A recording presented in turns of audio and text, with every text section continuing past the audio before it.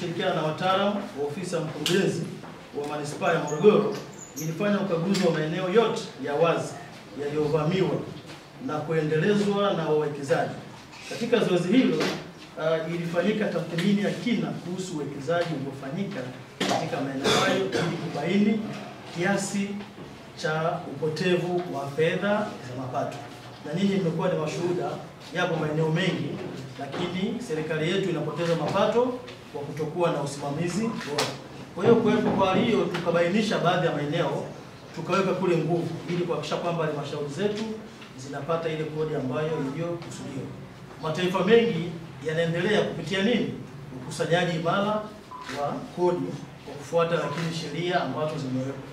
Katika kuhakikisha mapato ya serikali hayapotei, TAKUKURU kwa kushirikiana na halmashauri ya manispaa ya Morogoro imefanikisha kuingiwa kwa makubaliano na mwekezaji aitwaye SM Holding Msamvu katika kukusanya kodi itokanayo na maduka yaliyojengwa na mwekezaji huyo katika eneo la Msamvu kuanzia kiwanja namba 11 mpaka namba 22 bila kufuata sheria, kanuni, taratibu na miongozo ya mipango miji. Tunafahamu kabisa kwamba ujenzi wowote ule unapaswa kufuata utaratibu kwa maana ya vibali upeo vya ujenzi ili tuweze kujua kwamba jengo gani linajengwa kwa ajili ya matumizi yepi. Sasa ule ujenzi holela usiofuata utaratibu kwa njia fulani unaweza kupelekea hata muonekano wa miji ikawa tofauti kutokana na yale makubaliano ambavyo wataalamu wetu walivyotusaidia kwamba mahali gani kikae kitu gani. Kutokana na jitihada hizo, halmashauri ya manispaa ya Morogoro imeanza kupata mapato kiasi cha shilingi milioni 26,352,000 kwa mwaka ambapo awali yalikuwa hayakusanywa. Mapato hayo yatakusanywa kwa kipindi cha muda wa miaka 10 kama ilivyoainishwa katika mkataba wao wa upangishaji.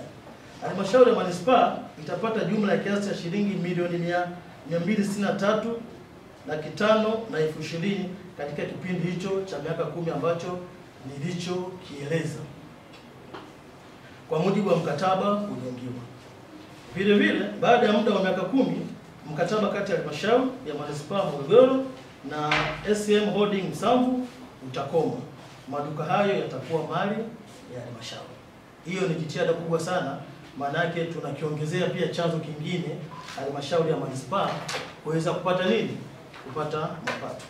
Lakini pia haijazuiliwa kama watakubaliana pia kuingia mkataba mwingine basi uweze kufuata nini? Sheria na taratibu. Aidha, ufuatiliaji huo ni endelevu katika maeneo yote ya wazi yaliyoko ndani ya manispaa ya Morogoro ili kuwezesha matumizi sahihi ya ardhi na ukusanyaji wa mapato yatokanayo na maeneo yanayomilikiwa na halmashauri ya manispaa.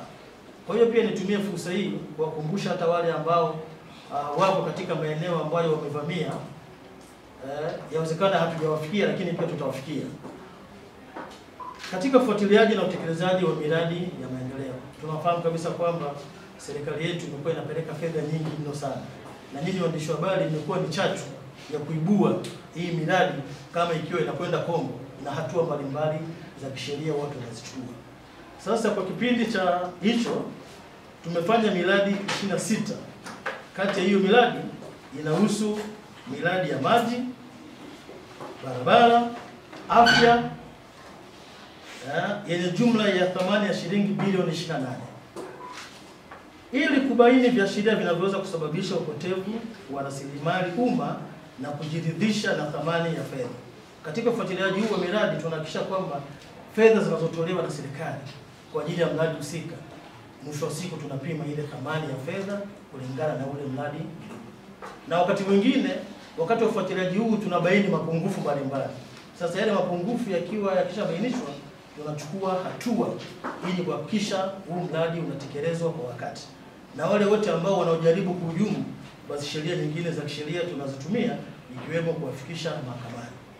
Sasa katika hiyo miradi iliyokaguliwa, miradi 12 yenye thamani ya shilingi bilioni 2.26 ilibainika kuwa na utekelezaji hafifu, ambapo ushauri ulitolewa ili miradi hiyo iweze kukamilika kwa wakati. Sasa kuna wakati mwingine sio tu ni kwamba kuna ubadhirifu, lakini kuna usimamizi unaopelekea pengine mradi kutokamilika kwa wakati. Kwa hiyo wale wahusika tunawashauri namna ya kufanya. pengine inawezekana wamepokea vifaa lakini wanashindwa kuviingiza katika stores ledger na utolewaji wake. Sasa hiyo inaleta ile sintofahamu. Kwa hiyo tunapobaini vitu kama hivyo, tunawaambia kwamba taratibu zinapaswa zifanyweje. Na hiyo miradi ilikuwa inahusu katika sekta ya ujenzi, afya na elimu.